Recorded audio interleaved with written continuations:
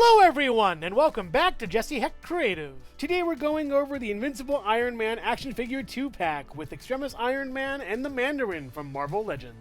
Before we begin, leave a like, hit subscribe, and comment below your favorite figure in this review. It really helps out the channel. Now let's get to it. Here is the box for the Marvel Legends series, Invincible Iron Man Extremis, and Marvel's Mandarin, looking really cool over here. On one side we have the Invincible Iron Man, on the other side we have a bunch of legalese with a barcode over there. We have Iron Man Extremis and Marvel's Mandarin along with the Legends logo on one side, and on the other side we have some cool pictures of both of them looking really nice over here. And on the back we have some more nice photos looking really cool, as well as the 10 rings over here, really cool. Finally seeing them in comic book form, as well as Iron Man. And now let's take a look at the Invincible Iron Man versus Marvel's Mandarin. Taking a look at the Tony Stark head sculpt, looks pretty nice. The eyes are kind of a little bit just too out there for me in a way, like that 1,000-yard stare kind of deal. The mustache looks okay, as does the beard, but I prefer the beard and mustache on the Mandarin better for Iron Man at least. And the casing around the head is all done in black with a little bit of ear covering. It's kind of just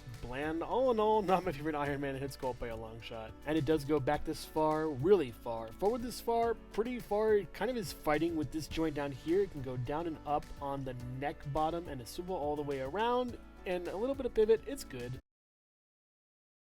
This armor is basically the previous Extremis armor, but it has a nice little glow up. I do like how the colors are better on this one than the previous one, and it's so nice to see here. The sculpt is a little bit more pronounced with the light shining on it as well, being a little better and much nicer. The gold pops through more, and there's a nice shading on this over here, but I hear this rubs off, so be careful. And we do get a bit of a swivel up here that does kind of kick back. Doesn't want to work as well. It can go all the way around though pretty nicely, and back this far, forward this far in the crunch, but again, it doesn't want to move as well as it should. Butterfly joints have been added onto the torso nicely, and it can go up this far, down this far, within the joint, which is pretty cool, going pretty much all the way around on that butterfly. And this joint here below the shoulder can go all the way around as well as go up pretty far really nicely, having this go over that and sort of reshape itself to fit this. The arm does go all the way around here and then up this far and then up double with this joint that kind of works well. And the hand looks pretty cool, segmented as well as pockmarked, as well as spray painted on the inside. Pretty cool for that blast effect. And we get a nice swivel over here as well as down and then up very well for that repulsor blast, and the other side is the same but mirrored. The legs are pretty nicely done. Again, I like how the color works with the lighting, and the gold on the tops of the legs are pretty nice as well. Could use a little down here maybe, I guess, and also little battery packs over here that are just sort of wedged in. And we do get out this far, pretty far, in this far, pretty well, up this far, back this far, all the way back is pretty nice on that, with a swivel at the top over here looking very nice, as well as a swivel not really much down here but down and then up, and then a pivot over here, and then two peg holes above the feet with some legalese. The Extremis armor head sculpt has received a nice paint update, keeping the gold in line throughout the figure, looking very nice and completing it for me. The only problem is that it's a little bit tight on the joint, so be careful. I did try rotating it, but the entire neck went with, so it has the same rotation, but it does go up the same way, down the same way, pivot the same way. Just the rotation's kind of weird on this, and the whole neck moves, so yeah, kind of a bummer. He also has a pair of repulsor blasts that look very nice, I gotta say. They're pretty cool, honestly, and I like the color of them. I like how they also go into white a little bit on the bottom. It's really nicely done, very sort of movie accurate in a way. And you can place them at the bottoms of the feet through the whole pegs, and they work out pretty nicely. I wish there were more of these though, honestly, that would be great. And he also comes with a pair of fists that we've seen before and look pretty nice. Again, I love this color for the armor, it's wonderful. You get a swivel over here as well as a hinge going back and forward. I almost broke the piece, and thank goodness I didn't, but yeah, it's hard to move back and forward on this. But let's check out our Mandarin right after this. Hello everyone, and thank you so much for watching so far. Make sure to click like, subscribe, share, leave a comment, and hit the bell icon for more creativity. Now let's get back to it. The Mandarin's head sculpt looks pretty cool. It looks more Tony Stark than Tony Stark does in this set, honestly. It's kind of weird to me. While I'm not exactly sure of the beard that Tony has in the comics or in the movies, this looks more like it than Tony's does in this set again, so yeah, it's odd to me. I do like how this looks, though. The swept back hair looks really nice, and it's very well sculpted. It's more gray than black as it appears on camera. Oddly enough, pretty interesting and very cool. And we do get a swivel over here, as well as back, not really far at all. all forward pretty good, as well as a little bit of pivot. It's a good sculpt. I kind of like it a lot. Sad to say the rest of the body is not as good, but I'll try to like it as much as I can. Reuse of the body sculpt pretty much from, oh, what was his name? Ross from the Black Panther wave? Yeah, it's pretty much that, except pinless, I believe. The swept back tie is pretty new. I like that. And the overcoat is really awesome. I like this a lot. It's a good overcoat, I gotta say. And we do get back this far, forward this far, not that much at all. Swivel over here, up this far, down all the way around. No butterfly joint at all, with a swivel over here, double hinge pinless tech elbow, as well as a swivel over here and a hinge up and down with very gummy fingers. And the same on the other side, but mirrored. The legs are your bog standard basic legs you'd see on any other suited body. It's fine, but not really. There could be more advancements with this. We do get out this far, in this far, up this far, back this far, all the way back. Is not that great. Let me just move that over.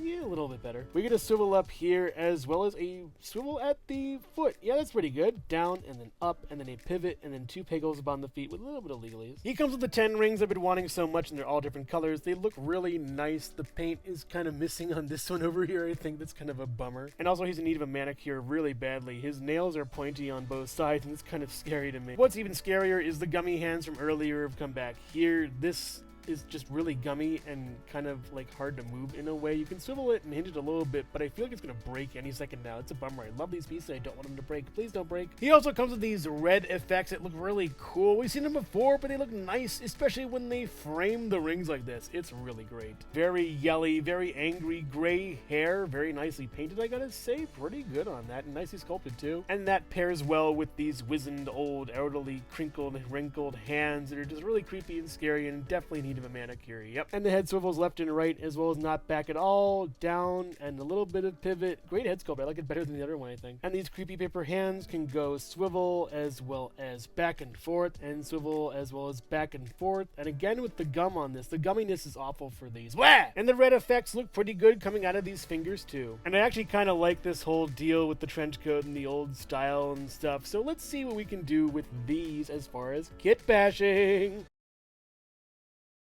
And while this is the ideal costume for the Mandarin, I do think this MCU Mordo body doesn't fit these hands. These hands are too small for the body, and the head is the wrong skin color, so I'm just gonna move on from this. This Doctor Strange Multiverse of Madness body that only appeared in one scene in the very beginning is one of the best kit bashes, I think, for this figure that I've seen. I forget who came up with it, but thank you. This is amazing. I love how this looks. It just fits like a glove, looks super cool, and again, is just awesome. And after adding the cloak, because I really want a green cloak on my Mandarin, as well as the power effects and this sort of sash belt thing that also has this sash belt thing on here, it looks really great, and this is my Mandarin. I love it. Extremis Iron Man stands at about 6.5 inches taller, so while the Mandarin stands at about 6 inches tall. Next to the Jack-specific Super Mario and Sonic the Hedgehog in 4-inch and 2.5-inch scales, the Nendoroid Miles Tails Prower, the Jada Toys Mega Man, the Figma Metroid Dread Samus Aran, and the Jazzwares Pikachu, the Jack-specific Movie Shadow the Hedgehog, Homer Simpson, Collector's Edition Knuckles, and the Mattel Minecraft Movie Jack Black Steve,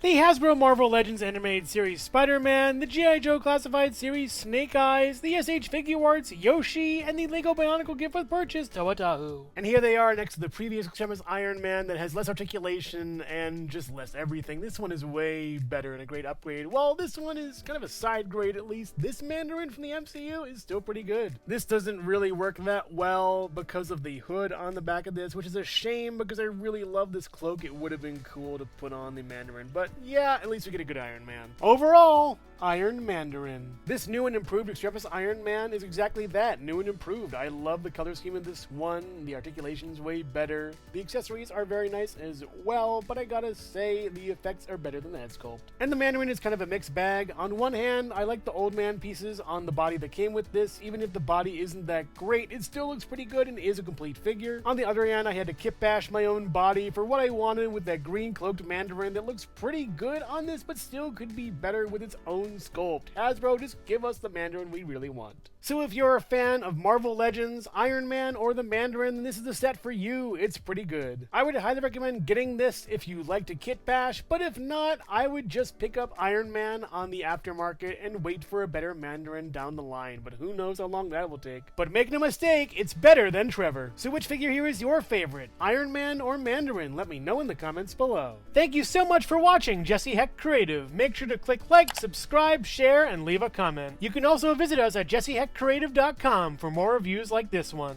Thank you so much for watching, and keep being creative. Stay tuned.